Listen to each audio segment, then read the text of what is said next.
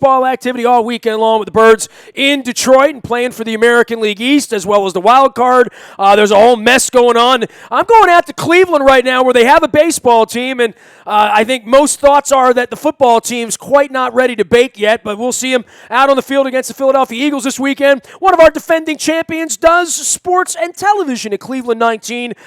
He is a zero-time Emmy Award-winning sports guy there, but he drinks coffee, reads scores, and hates the bunt. We welcome Mark Schwab, one of our defending champions, back on to WNST. What's up, Schwab? How's life out in the land of Cleve where you have parades now in first-place baseball, right? Hey, the team's in first place, and Cavs are still defending world champions, and we got a sneak peek of what the rings might look like yesterday, so things are all good despite the Browns' best efforts to tear us down by putting out an atrocious product, and good gravy, it could be bad Sunday. I'm sure those rings for the Cavs, they're going to be small and very humble, right? As in accordance with most World Championship rings, they're just tiny little trinkets. You might get them out of a gumball machine. All right, so on to the Browns, and we'll come back to the Indians in a minute, and why fans aren't going to baseball games in either of our towns. Certainly, both towns pretty juiced up about football. Look, we can play out there every year. I'll be out there next week. I'm expecting the Browns to be 0-1, but this is one of those games I look at and say they can win this football game this week. Where are you on the Browns with Hugh? I know every year we get together and we talk about Mike Pettin or the year before that or the year before that. In this particular case, I know Hugh. I'm a Hugh believer. I just have some real questions about the talent on the roster. Well, yeah, that's the thing. I think when they hired Hugh, it was the first time a lot of people in the town actually felt good about the hire instead of versus here's just the next guy and maybe we get lucky. Now, which is kind of strange considering Hugh has only had one head coaching season, but the credentials and the resume is still good enough and he's highly respected enough in the league. Most people are excited about it. That roster, though, as you indicated, is terrible. And that's why a lot of people are expecting a very lean year. I mean, we could be looking at 1 to 2 wins. They popped up before the first 8 games of their schedule during the preseason game. I remember looking at TV, and this was before they traded Carson Wentz, so I guess Sunday might become a little more doable, but I looked at the first 8 games. I'm like, I can't find a win in there. And I know it's the NFL. You never know, and every team kind of wins 1 or 2 every year that they shouldn't. And that's usually how the Browns get to 4 or 5 wins is they bump into 1 or 2. But you just look at their schedule, they're not better than any of these teams. They're terrible. They can't stop anybody. They can't stop anybody. I don't know if they'll be able to stop a rookie from North Dakota State with barely any preseason snaps. They might not need to because they might just get gashed on the ground all day. But for the most part, they're bad. Well, I mean, I'm looking at the roster, and I look at the roster a lot. Not as much as you being there in Cleveland, but we play you twice a year, and I look up and down, and I've talked to so many people out there over the years about the players.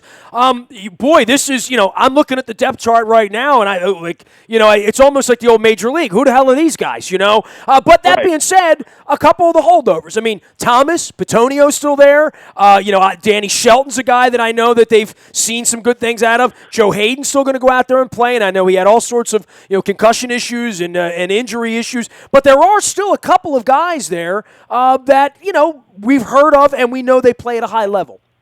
Well, Joe Thomas certainly, and Petonio is pretty good, and that line, they do have some guys there that can play a little bit, but there's also some guys on the line they don't know about. Cameron Irving has been awful, or not awful. I wouldn't say awful, but he hasn't been doesn't look like a first-round pick last year. He's trying to play center. Austin Pastor has been a turnstile at right tackle, so they've even had problems at the line where they do have some strength with the guys we talked about. Hayden's not bad. He's been injured, but, he's a pretty good player. But who knows what you're going to get out of the other corner spot.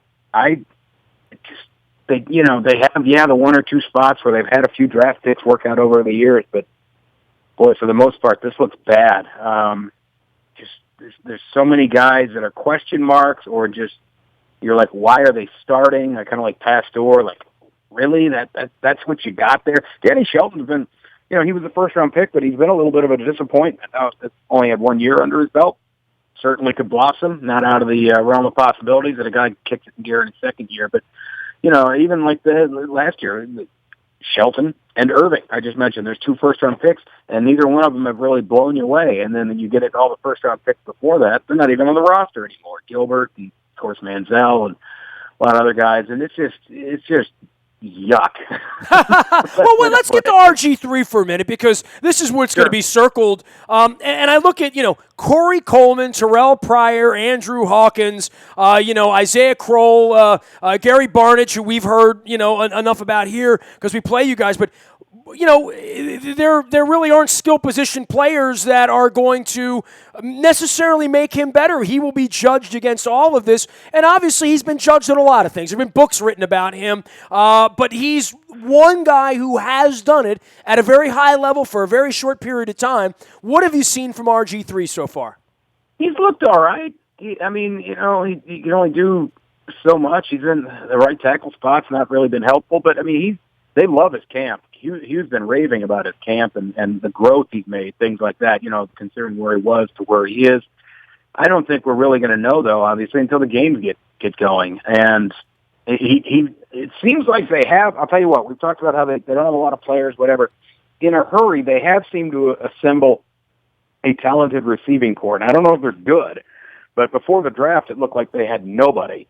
They unexpectedly got Josh Gordon back, at least I didn't expect them to get him back. They took Corey Coleman in the first round, who looked very good in the preseason before going out with a hamstring injury. And Terrell Pryor has really made some strides at the receiver spot. So in about 5 months, the pass catchers have gone from what appeared to be just bereft of talent to maybe a young, good group. Doesn't mean they're going to come out like gangbusters, right away. But it looks like RG will have some guys to throw to. The ground game's kind of blah. Crowell, I heard a thing yesterday, I think it was in a reference to fantasy football, but I think this would hold weight if we're not talking about fantasy football, is that he is probably the worst starting first and second down running back in the league. Like if you had to list all the guys, that are on the field first and second, he'd probably be last. That's about right. He's been inconsistent. But, that's who RG3 is going to have to go do it with. That's who he's going to have to go do it with if he wants to turn this thing around. I was listening to Boomer Esiason yesterday, who was talking about the Browns and was talking about RG3. And he was talking about kind of things I'm saying how bad the roster is. And he actually said he wished RG3 was trying to come back on another team because he felt he'd be able to do it with more people around him. But he sounded really skeptical about this roster that's around RG3, but that's who he has to work with. And, it sounds cliche, but that's the hand you dealt. You better go play those cards and see if you can win. They're playing the Eagles this week, and obviously the Eagles made the deal with Bradford. RG3 with the Vikings, maybe he could win 8 or 9 or 10 games, right? But in this particular case, it's funny. It's not often I talk to anybody anywhere that says, well, I looked at all 16 games, and I can't find one they're going to win. I'll tell you what, I hate doing that, too. I'm not one of these guys every year I look at the schedule and go, that's a win, that's a loss, that's a win, that's a loss. Because it's so hard in this league to predict that. But when the defense has been this bad, look, it was already horribly bad, and then they cut your buddy Paul Kruger. It was it's going to get even worse. And that's the thing. I just don't know how they're going to stop people, and I don't know if this offense is good enough with a shaky line on one side, suspect receivers not suspect, but certainly inexperienced because they don't even get Gordon back to week 5. And who knows what on the running game. I don't know if they were going to be able to keep up with anybody. By the way, the schedule, and I know, you talked about the schedule. I just looked at it. Dude, they play 5 of the first 7 on the road. It's insane. And their 2 home games are the Ravens and the Patriots. And the Patriots, the first game when Brady comes back will be in Cleveland, right? Yeah. Don't think that didn't get lost on us. As soon as it was announced Brady's 4-game suspension, of course, you do what you always do. You go look at the schedule, and we looked at week 5, and we saw the orange helmet there, and we're just like, oh, crap. RG3's got to go play in Washington, too. In 4 weeks, right? Mm-hmm. RG3 plays in Washington the last week of, or first week of October. This is, by the time they get to all of these home games, they might be 0-7, and nobody's coming to the games again. It's almost unfair to the poor Browns. You look at the schedule, and maybe they do find a way to do something with Carson Wentz. I shouldn't sit here and genuflect to the Eagles with a rookie from North Dakota State under center. And I actually did adjust my prediction for this for the game this week. Once they traded him, I still picked the Eagles to win, but it was just a much closer game. But you can't see him beating Baltimore. I can't see him going down to Miami and beating Adam Gase's Dolphins. I can't see them beating Washington. They're going to get slaughtered by the Patriots at Tennessee, maybe, but maybe not. I don't know. We don't know what Mariota's going to look like in his second year, and that ground game looks pretty stacked. And the Browns can't stop anybody on the ground. And you just go through the schedule. Like, do. I mean, L, maybe an L. Yeah. I mean, you're looking at you like, okay, maybe if this happens and this happens, they can win 2 to 3 games. And I don't want to sit here and predict them to go 0-16 because that would sound a little overdramatic.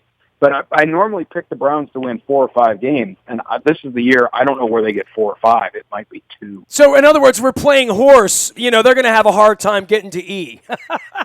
Oh, yeah. It reminds me of, if we're playing horse with this, it reminds me of when I was always playing my best friend in basketball. He was 6 foot, could dribble, could shoot from the outside, from the inside, whatever. I couldn't do anything, and we basically spent the day with me missing shots from 3 squares away as he went up and down the field. Yeah. I used to say short, white, and slow. It's not my sport, Mark Schwab joining us here. Yep. Short, white, slow, can't shoot, can't go to my left, can't dribble. Other than that, I'm a star on the By the way, you can now add old to my resume as well, Mark. So Mark Schwab is here. He is a 0-time Emmy Award-winning sports guy at Cleveland 19. You can follow his journey out on Twitter at Mark Schwab. That's SCHWAB, and Mark with a K. Let's get to baseball for a minute. And, I spent last week, I was over in Germany last week, but before I left, there was no one at the ballpark. And then after I left, I'm following it on Twitter, and there's still nobody at the ballpark. The Orioles are playing for first place, playing the Blue Jays, playing the Yankees. Even the Yankees fans have decided, to give it a break a little bit at Camden Yards. Meanwhile, in Cleveland, you're fresh off the parade, and I saw Springsteen out there back in the winter. I saw the parade. I come to Cleveland every year. I know what a big deal the Cavs are. But, boy, the Indians have really turned the corner, and there's a lot of reasons, including their manager, just like our manager, a couple of geniuses, to come out to the ballpark. What's happening to baseball in places like Cleveland and Baltimore, Mark? I don't know about Baltimore. Cleveland has had an attendance issue ever since Larry Dolan bought the team, and basically since the Robbie Alomar trade 14 years ago. As soon as that happened, when they blew it up back in 2002, that started with the Alomar trade and then the Cologne trade. The fans basically said, "Well, we'll come back when we're good. When you're good." They didn't like the owner, they didn't like that, and then they never came back. 14 years ago now, obviously, I think some of those wounds may have healed. It's been a long time, but I still think some of that is there. The economy is the economy. Everyone's kind of got a bad one right now. It doesn't help. It is a football town. The Cavs have been amazing. That is a constant source of discussion in this town. Why is it? And you'll hear all the same. You hear the same stuff that applies to every town. Well, if it didn't cost $100 to get down there, and that applies to every town, every team on the circuit. All they ever wanted to do was build these stadiums in the city, and now nobody. I live in Baltimore. We had riots here. That's part of the reason, but it's not the biggest part of the reason. I mean, yeah, and the kids are in school. They're not, or the kids are in school everywhere. There's always a reason to not go. Put it this way. This is kind of the way it starts here.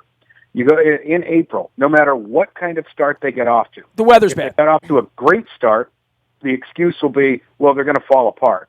If they get off to a bad start, the excuse is, well, they're off to a bad start.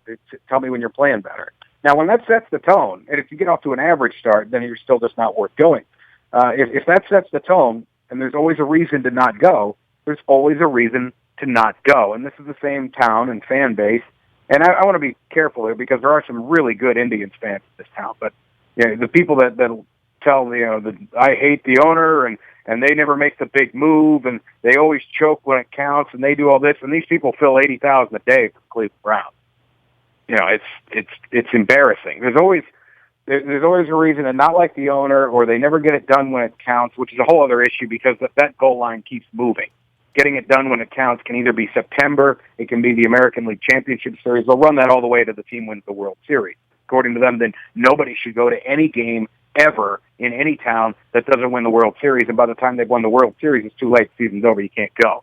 Now, this again, I want to be clear. There's some really good Indians fans. And some of them are maybe, the other thing is, to their, discredit, the Indians haven't put together 2 or 3 strong seasons in a row. So I think maybe some of that casual fan, they want to see them good 2 years in a row before they kind of become a thing, like the Cavs have become a thing. So that's the thing here, right? I mean, we've been in the playoffs in 12-14, got a superstar in Manny Machado, a blossoming guy in Scope, Britton's a stud, Adam Jones and Wieters and these guys have been here. Chris Davis has all the money. Buck's a genius. All of that's there. Yep. And, they've had 4 years of, nice success, and people still.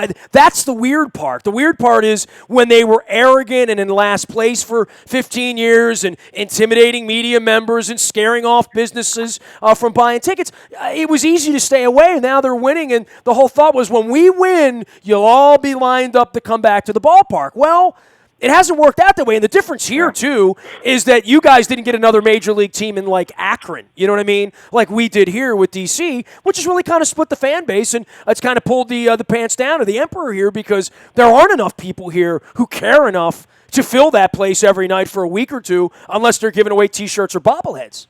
Yeah, that's a shame, too, because I don't need to tell you, that's a great park. It's one of the great parks on the circuit. It's gorgeous.